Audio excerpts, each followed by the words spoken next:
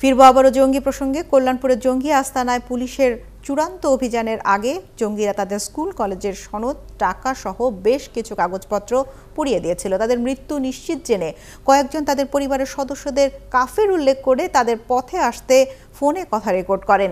৭১-এর হাতে এখন সেই ভিডিও আর অডিও রেকর্ড। বিস্তারিত জানাচ্ছেন পারভেজ রেজা।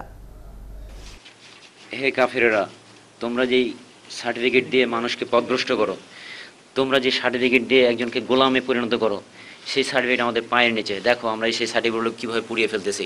পুলিশের চূড়ান্ত অভিযানের কিছু আগে জঙ্গিরা তাদের মোবাইল ফোনে এই ভিডিওর চিত্রটি ধারণ করে, যেখানে দেখা যায় তারা তাদের বিভিন্ন পরীক্ষার সনদপত্র, জাতীয় পরিচয়পত্র সহ বিভিন্ন কাগজ পুড়িয়ে দিচ্ছে। এইগুলো সার্টিফিকেটের কোনো মূল্য নেই।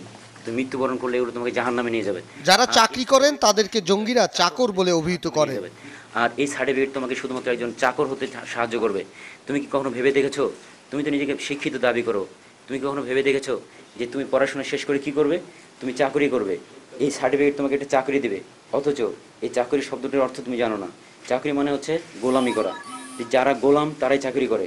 তোমাকে গোলামি করাচ্ছে, অথচ তোমাকে স্যার বলে ডাকতেছে, তারা চাকর বলতেছে না।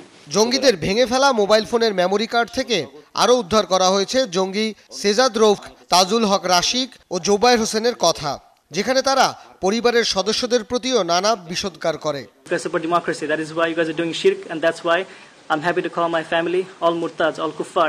ধারণা করা হচ্ছে এই ভিডিও ও অডিও তারা সাইট ইন্টেলিজেন্স সহ তাদের সংগঠনের ঊর্ধ্বতন কর্তৃপক্ষের কাছে ইন্টারনেটের মাধ্যমে পাঠাতে চেষ্টা করেছিল।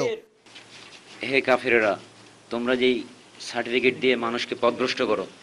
পারভেজ রেজা, ৭১, ঢাকা।